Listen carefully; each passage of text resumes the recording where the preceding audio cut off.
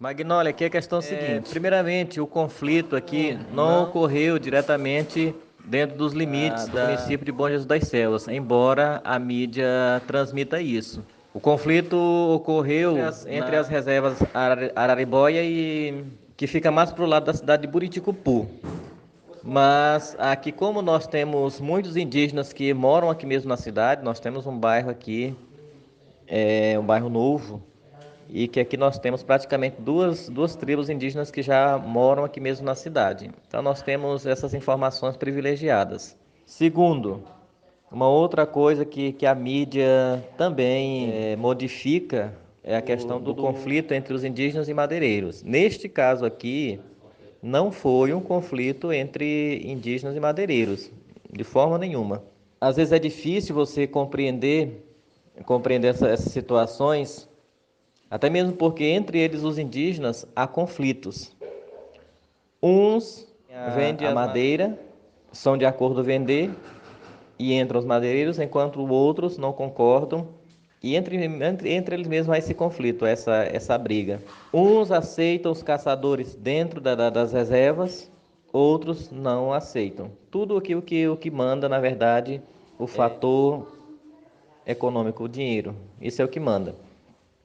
Neste caso específico, se tratou simplesmente de caçadores. Na verdade, eram dois caçadores, um maior de idade e um outro jovem menor de idade, de 17 anos. E o que aconteceu foi que eles foram caçar na reserva indígena, certamente com a permissão de algum deles, porque não se entra lá sem a permissão deles. E estes que são chamados guardiões, não conheciam, não sabiam dessas informações.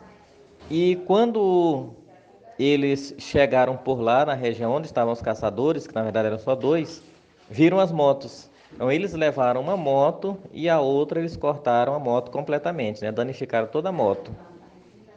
Quando o pessoal que estava caçando foram até lá e viram que eles tinham carregado a moto, foram atrás deles.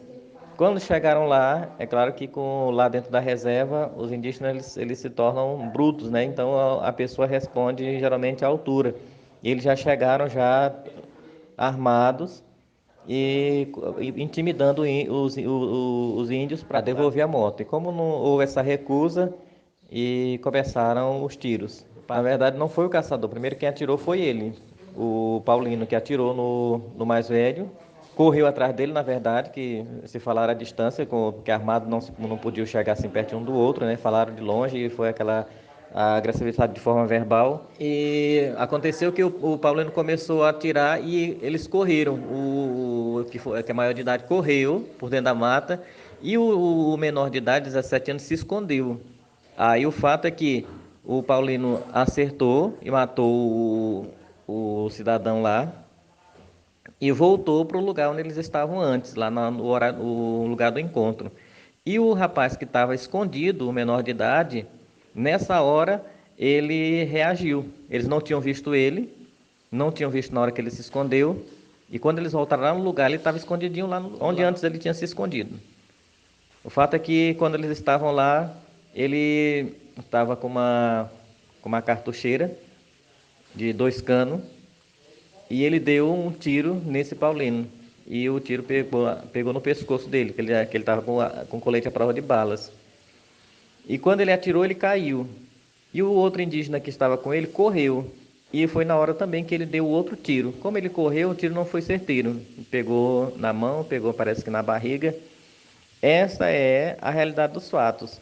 Mas há uma grande distorção. Aí a Polícia Federal e não sei quem que aparece, o governo do estado, e os madeireiros estão entrando na terra dos indígenas, aquela coisa toda. Mas isso eu te digo porque eu fui, antes de ontem, eu passei lá no bairro Novo, aquele bairro que eu te disse que tem os indígenas. Eles, na verdade, não estão muito envolvidos e não estão sabendo realmente do que aconteceu. Esse relato que eu estou te passando aqui, é um relato que foi feito pelo jovem que atirou. E esse jovem, depois que atirou, ele voltou para um dos assentamentos aqui de Bom Jesus das Selvas. onde ele de fato ele mora. E quando chegou lá, ele contou a história para o pessoal, que eles tinham apreendido a moto e não tinha ninguém os indígenas lá disseram que ninguém tirava essa moto de lá. Então o pessoal da comunidade se reuniu, todo mundo armado, quem estava com espingarda estava, quem estava com revólver estava, quem estava com... E desceram para lá. E trouxeram a moto.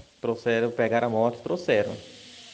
Fui conversar com os indígenas aqui, eles não querem muito saber dessa história, e eles dizem, não, padre, esse negócio aconteceu lá para a região da divisa das reservas Caru com Araribóia, a gente não está muito por dentro dos fatos, mas essa é a verdade do acontecido. A gente é difícil tomar partido, nesse caso aqui foi um pai de família, que pela situação em que as pessoas vivem aqui, isso eu posso dizer porque já estou aqui morando já há quase 7 anos.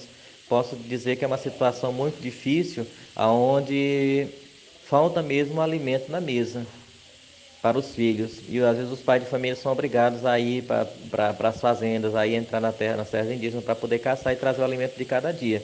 Então quem morreu de fato não foi madeireiro nenhum, não foi. Segundo os relatos que sai aí na mídia, é que a Polícia Federal foi lá e o governo do estado também, juntamente com a polícia, encontrou caminhões de madeireira, essas coisas. Só que são coisas antigas, são caminhões antigos de outras operações da polícia, já aqui de coisa de 4 anos, de 5 anos atrás. Então, não tem nada a ver com esse conflito que ocorreu agora. Essa aqui é a verdade dos fatos. A verdade é essa que ela não é transmitida. As pessoas colocam tudo muito de forma superficial, não sabendo o que de fato aconteceu. Aí priorizam muito mais a questão do indígena, sem tirar, claro, a importância do acontecido, mas esquecem que do outro lado morreu um pai de família, que tinha casa, que tinha filhos, que tinha uma vida e que talvez estava ali por uma necessidade. Certo? Qualquer outra dúvida, a gente está à disposição.